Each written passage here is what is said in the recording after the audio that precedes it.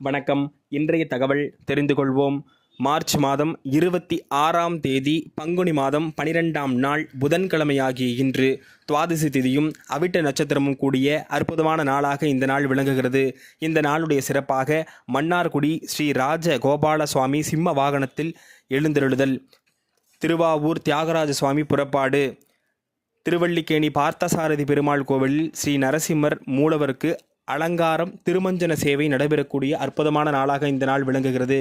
காலை நல்ல நேரமாக 9:30 மணி முதல் 10:30 மணி வரை நல்ல நேரமாக அமைந்திருக்கிறது. மாலை 4:30 மணி முதல் 5:30 மணி வரை நல்ல நேரமாக அமைந்திருக்கிறது.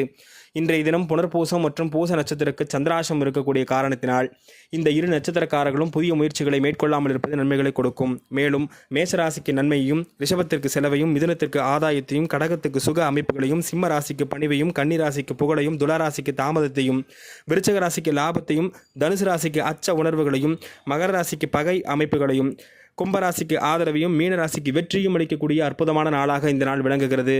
நன்றி.